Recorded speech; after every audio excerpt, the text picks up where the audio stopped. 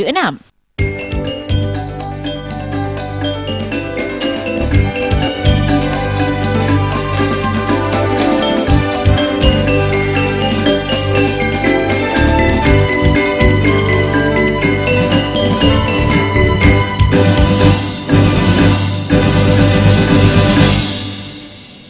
Institut Seni Indonesia ISI Denpasar menggelar sosialisasi Undang-Undang Nomor 5 Tahun 2017 tentang pemajuan kebudayaan di kampus ISI Denpasar. Sosialisasi dihadiri anggota Komisi 10 DPR RI Wayan Koster dan Dirjen Kebudayaan Kemendikbud Hilmar Farid.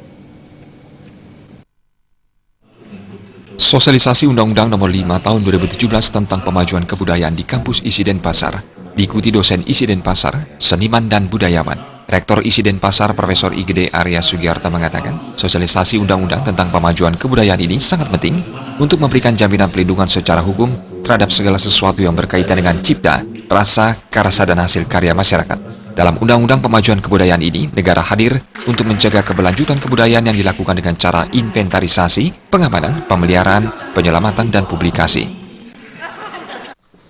Itulah sebabnya kenapa kami mengambil inisiatif pertama kali untuk melakukan sosialisasi ini. Biar kami, warga kampus itu paham semua.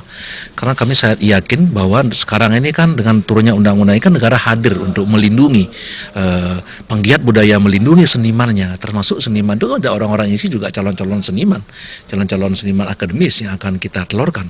Mereka agar tahu haknya mereka itu apa, kewajiban mereka itu apa, dan apa yang harus mereka lakukan. Undang-Undang Pemajuan Kebudayaan merupakan inisiatif Komisi 10 DPR RI bekerjasama dengan pemerintah lewat Kementerian Pendidikan dan Kebudayaan. Anggota Komisi 10 DPR RI Wayan Koster mengatakan, roh dan semangat undang-undang ini telah sesuai dengan Trisakti Bung Karno, yakni berkepribadian dalam bidang budaya. Politisi yang saat ini makin dikenal dengan sebutan KBS atau Koster Bali I menyebutkan, dalam Undang-Undang Nomor 5 Tahun 2017 tentang pemajuan kebudayaan, terdapat beberapa upaya meningkatkan pemajuan kebudayaan yakni pelindungan, pengembangan, pemanfaatan, dan pembinaan. Pada kesempatan tersebut, Wayan Koster juga menyampaikan niatnya untuk maju sebagai Gubernur Bali. Sejalan dengan semangat Undang-Undang Pemajuan Kebudayaan ini, KBS akan membangun budaya Bali yang sesuai tatanan adat, agama, tradisi, seni, dan budaya Hindu Bali. Buat Bali, khususnya kita di Bali ini nggak punya kapal, nggak punya emas, nggak punya gas, nggak punya batu bara, nggak punya sumber daya alam lainnya. Maka dengan undang-undang ini itu kita ke depan bisa membangun ekonomi kita ini berbasis pada budaya. Selain budaya, untuk budaya itu sendiri, membangun budaya dari hulu sampai ke hilir. Di hilir ini itu akan berimplikasi pada pembangunan ekonomi.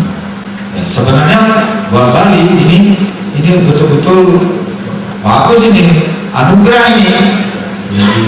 Ini akan bisa mendorong pertumbuhan ekonomi di Bali.